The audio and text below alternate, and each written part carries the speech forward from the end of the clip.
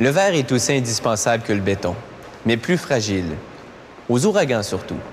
Lors du passage d'Andrew aux États-Unis en 1992, les commandes de verre ont brusquement augmenté. C'est le moins qu'on puisse dire. Et l'on prévoit une augmentation des ouragans violents dans les années à venir. C'est une mauvaise et une bonne nouvelle, quoi.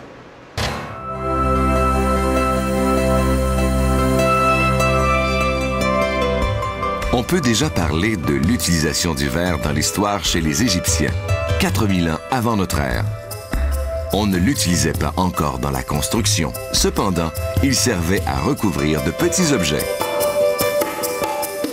Plus tard, les Romains passent maîtres dans la fabrication du verre, tellement qu'on utilise leur méthode jusqu'au 18e siècle. À la fin du 19e siècle, le verre n'est plus un objet de luxe. Il devient un matériau de construction indispensable, au même titre que l'acier et le béton.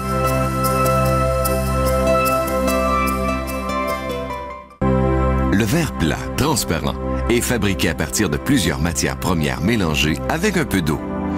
Ces matières premières sont la silice, le carbonate, la dolomie, le calcaire, la neufline et le sulfate. Tout débute en faisant tomber dans la trémie les morceaux de verre recyclés et les matières premières. On va tout faire fondre. Cette enfourneuse pousse de façon continue les matériaux dans un four à verre alimenté au gaz. Il règne dans le four une température de 1500 degrés Celsius.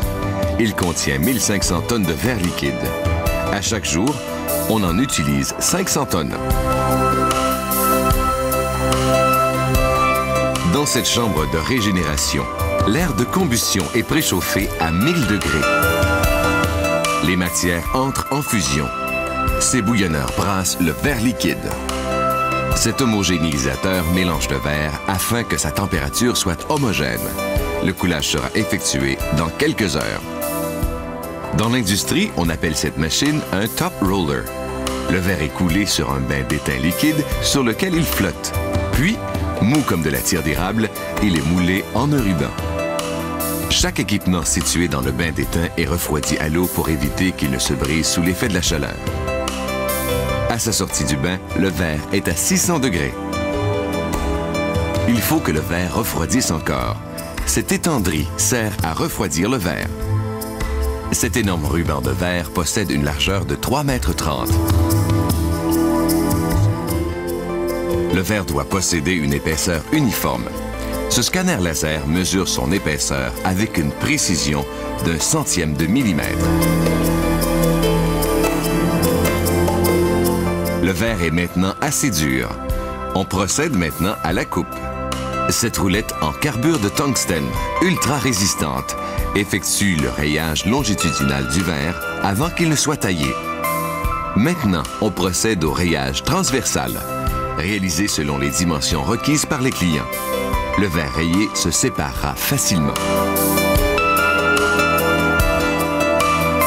Les morceaux de ruban de verre sont séparés, puis ils poursuivent leur chemin sur ce convoyeur.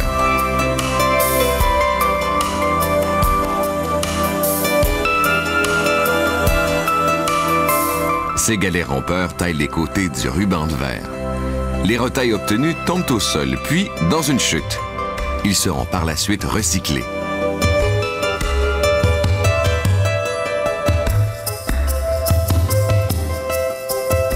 Ces rouleaux, recouverts de caoutchouc, acheminent les plaques de verre au département d'inspection. Arrivées au département d'inspection, ces immenses plaques de verre sont manipulées avec grand soin. Elles sont placées à la verticale.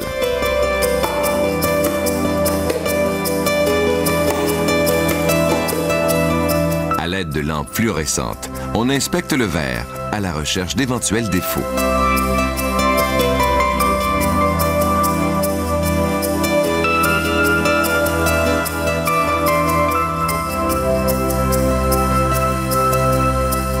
Une fois inspectées, les plaques de verre sont manipulées, une à la fois, et seront entreposées à la verticale. La fabrication du verre a nécessité plusieurs jours de travail. Il est prêt à être livré. La fusion a transformé des ingrédients solides en du verre transparent.